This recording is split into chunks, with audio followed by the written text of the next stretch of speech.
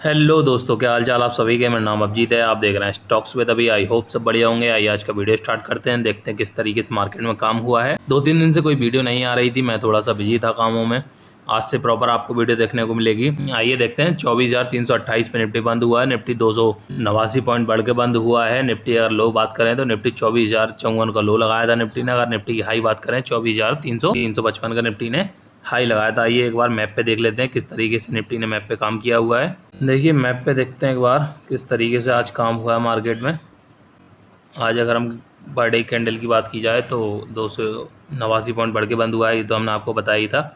और ये लेवल एक इम्पोर्टेंट था जो निफ्टी तोड़ के आगे ऊपर जा चुका है। अब अगर हम इम्पोर्टेंट लेवल की बात करें तो 24,734 पे एक रेजिस्टेंस रहने वाला है। अगर ये रेजिस्टेंस निफ्टी पार कर लेता है तो फिर आगे देखिए फिर जो रेजिस्टेंस आने वाला है वो रेजिस्टेंस 26,275 यानी ऑल टाइम हाई के आसपास रहने वाला है।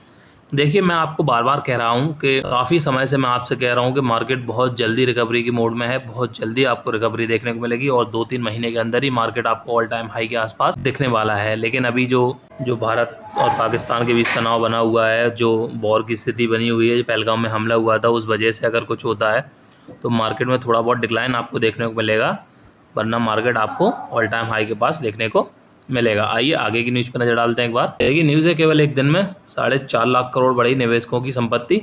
सेंसेक्स 1,000 पॉइंट ऊपर बढ़ के बंद हुआ है। आइए पूरी न्यूज़ समझते हैं एक बार। देखिए 28 अप्रैल को शेयर बाजारों में अच्छी तेजी देखने को मिली है। इसके साथ ही शेयर बाजार 2 कारोबारी सस्तों में गिरावट कम हुई है। सेंसेक्स की बात किया तो 1,005 पॉइंट बढ़ के बंद हुआ है, जो कि 80,218 पे बंद हुआ है। इसी तरह निफ्टी की बात किया है तो 289 पॉइंट बढ़कर 24,328 पे बंद हुआ है। रिलायंस इंडस्ट्रीज और प्राइवेट सेक्टर के बैंकों के शेयरों में तेज उछाल देखने को मिला है। विदेशी फंड्स की ओर से खरीद के चलते बाजार गिरावट से उभरने के लिए सफल रहा है और धीरे धीरे बढ़ ही रहा है। पहलगाम आतंकी हमले के बाद भारत और पाकिस्तान के बीच पैदा हुआ तनाव भी बाजार के पॉजिटिव सेंटीमेंट पर कोई असर नहीं डाल पाया अभी तक। आगे जिस तरीके से भी न्यूज आएगी हम आपको बताएंगे। आइए आगे की न्यूज पर नजर डालते हैं एक बार।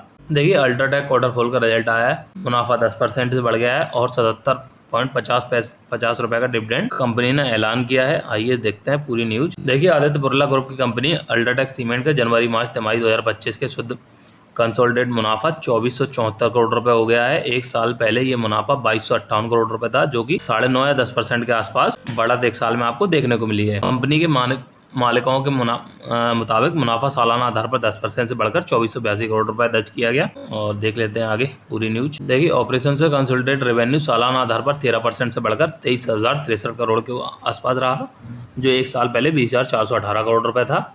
और मार्च तिमाही में कंपनी के खर्च बढ़कर 20,044 करोड़ रुपए हो गए, जो कि मार्च 2024 में 17,381 करोड़ रुपए थे। जैसे कि देख रहे हैं आप, रेवेन्यू भी बढ़ रहा है और थोड़े बहुत खर्चे भी कंपनी के बढ़ते जा रहे हैं। और कंपनी ने 77 रुपए का डिविडेंड भी देने जा रही है। अगर आप डिविडेंड लेना चाहते हैं तो आप शेयर को ले सकते हैं। आइए एक बार इसके शेयर पर नजर डाल लेते हैं किस तरीके से शेयर ने आज मार्केट में काम किया है। देखिए बात की जाए अल्ट्राटेक सीमेंट लिमिटेड की, 12,128 पे बंद हुआ है। आज थोड़ा सा 0.89% गिर के 109 अंक गिर के बंद हुआ है। देख लेते हैं, ओपन हुआ था 12,232 पे, हाई लगाया था 12,339 का और लो लगाया था 12,001 का। देखिए ठीक है, जिस तरह मार्केट कैप देख लेते हैं 3.57 लाख करोड़ का मार्केट कैप। पी बात की जाए तो 56 का चल रहा, थोड़ा सा हाई वैल्यू पी है। अगर हम एक साल की बात करें तो देखते हैं एक साल में कितना रिटर्न दिया है इसने। एक साल में देखिए आप कुछ 6% के आसपास का रिटर्न है। 6 महीने की अगर हम बात करें तो 9.9% का रिटर्न दिया हुआ। कंपनी कंसिस्टेंटली रिटर्न दे रही है। अगर आप लेना चाहें इसको तो ले सकते हैं।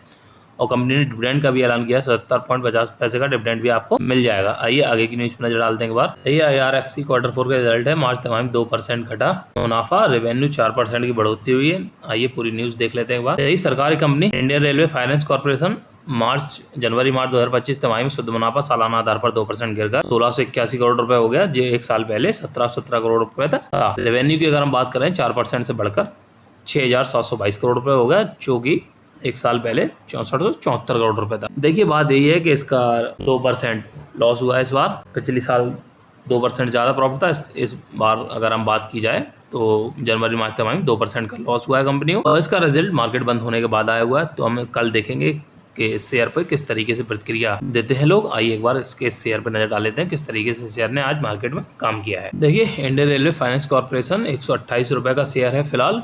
आधे % आज गिर के बंद हुआ है मार्केट में। ओपन हुआ था 128 पे, लो लगाया था 100, हाई लगाया था 129.60 का और लो लगाया था 125.63 का। देख लेते हैं एक साल में कितना ने दिया है। एक साल में कुछ 14%, 14.5% का आसपास का लॉस था। 6 महीने की अगर हम बात करें उसमें भी थोड़ा लॉस था। देखिए ये शेयर एक समय बहुत अच्छे ग्रो करे थे, उसके बाद थोड़ा से कंसोलिडेट हो रहे हैं, मान सकता हूँ। मार्केट कैप की अगर हम बात करें तो 1.67 लाख करोड़ का मार्केट कैप है। पी की बात करें तो पी बहुत अच्छा चल रहा है, 25.64 यानी परफेक्ट पी है। और रेलवे का शेयर है, सरकारी कंपनी है, अगर आप शेयर लेना चाहें तो ले सकते हैं, अच्छी चीज़ है। आइए आगे की न्यूज़ पे नज़र डालेंगे इस बार। RIL शेयर में Q4 के नतीजे आए हुए हैं। आय में शानदार बढ़त के साथ RIL के शेयरों में 4% की तेजी देखने को मिली। ब्रोकरेज ने भी दिया थम्स अप है। आइए पूरी न्यूज़ समझते हैं एक बार। देखिए मुकेश अंबानी की लीडरशिप वाली कंपनी रिलायंस इंडस्ट्रीज लिमिटेड के शेयरों में 28 अप्रैल को इंटरडे में 4% की बढ़ोतरी देखने को मिली है। निफ्टी 50 में टॉप गेनर में भी बनी रही है। 31 मार्च 2025 को खत्म हुए वित्त वर्ष चौथी तिमाही में कंपनी की आय अनुमान से बेहतर रही है। वित्त वर्ष 2025 की चौथी तिमाही में कंपनी का मुनाफा 2.4% से बढ़कर 19,407 करोड़ रुपए हो गया। ब्याज और टैक्स के दर के चलते कंपनी का मुनाफा उम्मीद से बेहतर रहा है। और इस अवधि में कंपनी की आय सालाना आधार पर 8.8% बढ़कर 2.88 लाख करोड़ रुपए रही। डिजिटल रिटेल और ऑयल टू केमिकल कारोबार में मजबूती से कंपनी की आय में मजबूती देखने को मिली है। देखिए रिलायंस इंडस्ट्रीज की बात की जाए तो 2.5% के आसपास मुनाफा बढ़ा है इनका। और आप देखिए इसी के चलते आपने आज डेली देखी होगी रिलायंस इंडस्ट्रीज का शेयर 4 से 4.5% के आसपास प्लस में रहा है आज। आइए एक बार शेयर पर नजर डाल लेते हैं किस तरीके से काम हुआ है। देखिए रिलायंस इंडस्ट्रीज लिमिटेड 1366 पे शेयर बंद हुआ है, 65.90 पॉइंट बढ़कर, यानी कि 5.5% बढ़ के बंद हुआ है। जो 4% बता रहा था मैं, 5% के आसपास बढ़ के बंद हुआ है। ओपन की अगर हम बात करें तो 1340 पे ओपन हुआ था, हाई लगाया था 1374 का, वहीं पे लो लगाया था 1320 के आसपास। देखिए अगर हम इनकी मार्केट कैप की बात की जाए तो सबसे बड़ा मार्केट कैप है कंपनी में इसका 18.5 लाख करोड़ का मार्केट कैप है, यानी कि निफ्टी 50 में टॉप कंपनी में आती है रिलायंस इंडस्ट्रीज। और पी देखिए बहुत अच्छा 26.73, मतलब पी बहुत बढ़िया चल रहा है। अगर आप लेना चाहते हैं, और रिलायंस इंडस्ट्रीज मुकेश भाई अंबानी की कंपनी है, आपको बताइए, और ट्रस्टेड कंपनी है, तो अगर आप इसके शेयर लेना चाहें तो ले सकते हैं। और देख लेते हैं एक साल में क्या रिटर्न रहा है। देखिए एक साल में 11.5% के आसपास का रिटर्न है, 6 महीने में 2-3% के आसपास रिटर्न है, 2.5%। देखिए बहुत अच्छा शेयर है, अगर आप लेना चाहते हैं तो बिल्कुल आप इसके लिए जा सकते हैं। आइए आगे की न्यूज पर नजर डालते हैं एक बार। देखिए M&M द्वारा 59% की हिस्सेदारी अधिग्रहण के ऐलान के बाद SML इसूजू के शेयरों में 10% का लोअर सर्किट लग गया है। देखिए जैसा कि मैंने आपको बताया था, इसमें 550 करोड़ के आसपास की डील हुई थी। 550 करोड़ में 59% के शेयर खरीदे थे M&M ने। देखिए भारी वाहन बनाने वाली कंपनी SML इसूजू लिमिटेड के 28 अप्रैल को कारोबार शुरू होते ही 10% का लोअर सर्किट लग गया। ऑटो दिग्गज महिंद्रा एंड महिंद्रा लिमिटेड ने घोषणा की है कि SML इसूजू हिस्सेदारी खरीदेगा। इस खबर के बाद शेयर में दबाव बना रहा और इसूजू में 650 रुपए प्रति शेयर के भाव पर 58.96 यानी 59% के आसपास खरीदारी में समझौता हुआ है। M&M ने अपने ट्रक और बस कारोबार को बढ़ावा देने के लिए 555 करोड़ रुपए के निवेश की योजना के तहत ये कदम उठाया है। इस योजना के तहत M&M सेबी के अधिग्रहण नियमों के तहत एक ओपन ऑफर भी लाएगी। देखिए जैसा कि मैंने आपको बताया 555 करोड़ की डील हुई है, 59% के शेयर खरीदे जा रहे हैं, 59% की हिस्सेदारी SML इसूजू में खरीदी जा रही है। तो ये न्यूज़ है। आइए आगे की न्यूज़ पर नजर डालते हैं एक बार। देखिए central bank of India Q4 के रिजल्ट आए हुए हैं, मुनाफा 28% से बढ़ गया, NPA घटा है और डिविडेंड भी घोषित किया है। आइए समझते हैं पूरी न्यूज़। देखिए जनवरी मार्च 2025 तिमाही में सेंट्रल बैंक ऑफ इंडिया का स्टैंड अलोन मुनाफा 28% से बढ़ के 1033 करोड़ रुपए हो गया। एक साल पहले मुनाफा 807 करोड़ रुपए था। और तिमाही में बैंक की कुल इनकम की बात की जाए तो 10,432 करोड़ रुपए रही। एक साल पहले ये 9,698 करोड़ रुपए थी और 7.5% ये ज़्यादा है पिछले साल से। और देखते हैं न्यूज़। एसेट क्वालिटी की बात की जाए तो बैंक का ग्रॉस NPA मार्च 2025 में तिमाही में कम होकर 3.18% पर आ गया। अक्टूबर दिसंबर 2024 में तिमाही में ये 3.86% था। एक साल पहले मार्च 2024 तिमाही में 4.5% था ये।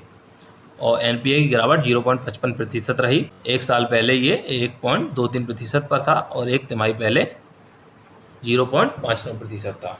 ये वित्त वर्ष 2025 के लिए 0.1875% डिविडेंड की सिफारिश की है। इस पर बैंक की सालाना आम बैठक मेंबर्स की मंजूरी भी ली जाएगी। बैंक ने आखिरी साल 2015 में 0.5 रुपये यानी 50 पैसे पर शेयर का डिविडेंड बांटा था। इसके अलावा बैंक के बोर्ड ने वित्त वर्ष 2025-26 के लिए 5,000 करोड़ रुपए जुटाने के प्रपोजल को भी मंजूरी दी है। इसके लिए bank follow on public offer यानी FPO, right issue, qualified institutional placement यानी QIP, प्रेफरेंशियल इशू या किसी भी मोड में से एक से या एक से अधिक मोड की मदद लेके बॉन्ड या ऐसे अन्य बॉन्ड जारी करके भी पैसा जुटा सकता है। जिस तरीके से भी आगे न्यूज आएगी हम आपको बताएंगे, बने रहिए आप हमारे साथ। आइए एक बार FIIs और DIIs का डाटा देख लेते हैं, किस तरीके से FIIs DIIs का डाटा रहा है, किस तरीके से आज FIIs DIIs ने मार्केट में काम किया है। देखिए 28 अप्रैल 2025 की अगर बात की जाए तो 2474 करोड़ की बाइंग की है FIIs ने, वहीं 2817 करोड़ की बाइंग की है DIIs ने। देखिए आज दोनों ने बाइंग की है और आप देखिए लगातार FIIs बराबर बाइंग करते हुए जा रहे हैं, तो ये मार्केट के लिए बहुत अच्छी न्यूज़ रहने वाली है। ये मान के चलिए कि मार्केट में बहुत अच्छी पॉजिटिविटी है और FIIs का भरोसा मार्केट में वापस आ रहा है, तो मार्केट बहुत अच्छी और बहुत जल्दी समय में रिकवरी करने के लिए आपको दिखेगा। यही था आज का हमारा वीडियो। अगर आपको हमारा वीडियो अच्छा लगता है तो वीडियो को लाइक करें, चैनल को सब्सक्राइब करें। बहुत बहुत धन्यवाद। जय हिंद, जय भारत।